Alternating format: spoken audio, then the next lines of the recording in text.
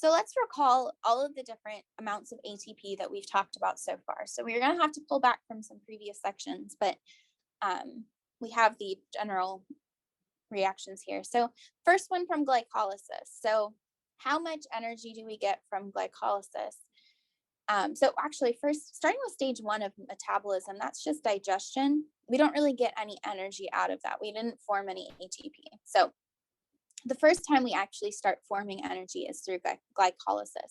So remember, we have glucose forming pyruvate and 2 ATP molecules. So 2 ATP are directly produced, but then we also have 2 NADHs. And if you remember NADH in the previous slide, 1 NADH makes 2.5 ATPs. So if we have 2 NADHs, then we get 5 ATPs here. So total energy from glycolysis is 7 ATPs.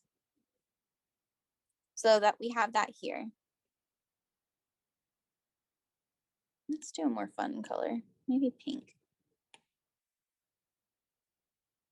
Yeah, look at that. 7 ATPs from glycolysis. Okay, then what about the oxidation of 2 pyruvates? This, remember, we go from pyruvate to acetyl-CoA. In that one-step process, we produce 2 NADHs. Those 2 NADHs, again, then provide 5 more ATP molecules. So, that is very bright. Oh, it erased my fun. Here we go. Okay, so ATP oxidation of 2 pyruvates makes 5 ATPs. Let's go back to yellow.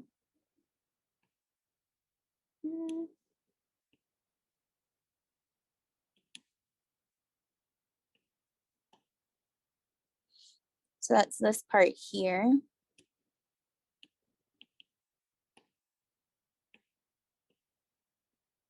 Pyruvate to acetyl-CoA is 5 more ATP. Okay, and then the next part, we had our 7 from glycolysis, 5 to make acetyl-CoA. Citric acid cycle, we end up at the end of one turn of the citric acid cycle. We make 3 NADHs, which is 2.5 each, so 7.5 ATP, 1 FADH2, 1.5 ATP, and 1 GTP, which is equal to 1 ATP. So in one turn of the citric acid cycle, we make 10 ATP. So from one molecule of glucose, we go through the catalytic cycle twice, or the citric acid cycle twice. So we make 20 ATP from the citric acid cycle. So overall, that means that we make 32 ATPs out of one complete oxidation of glucose. That's a lot.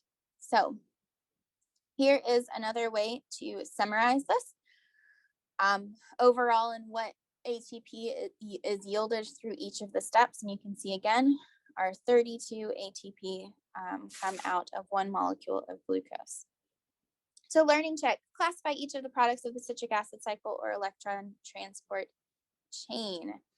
So the first one is this going to be a product of the citric acid cycle or electron transport? So we need to think about, is it going to be, let's just look at each of them. So CO2 is not going to be anything that we're going to get out of electron transport, right? We didn't talk about CO2 at all in this section. So that's definitely going to be citric acid cycle.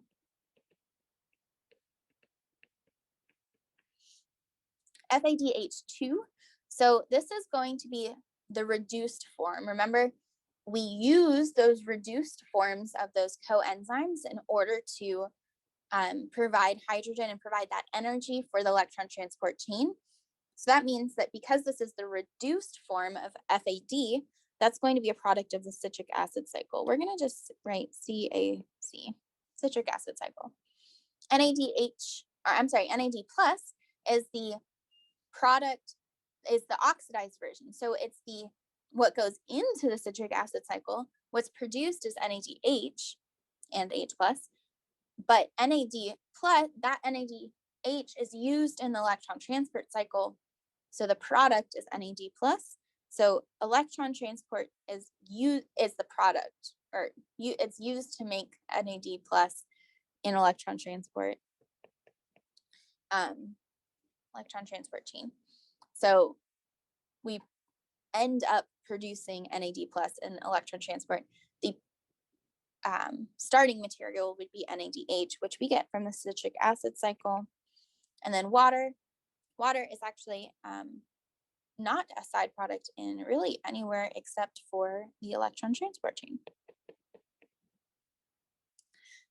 And then our second learning check, indicate the ATP yield for each under aerobic conditions. Remember, we're not doing the lactate thing. We're converting our pyruvate into acetyl-CoA. So how much ATP do we get from each of these? The complete oxidation of glucose, the whole process, one molecule gives you 32 ATP.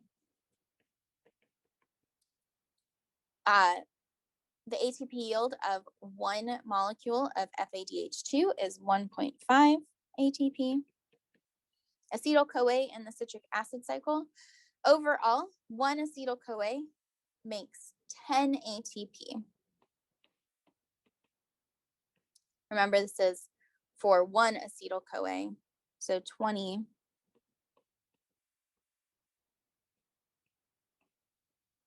per one molecule of glucose.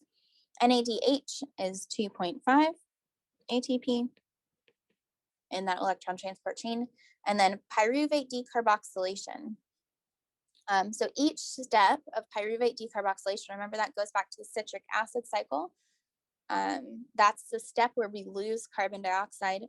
We produce in that process NADH, and that NADH makes 2.5 ATP each, or 5 ATP per glucose.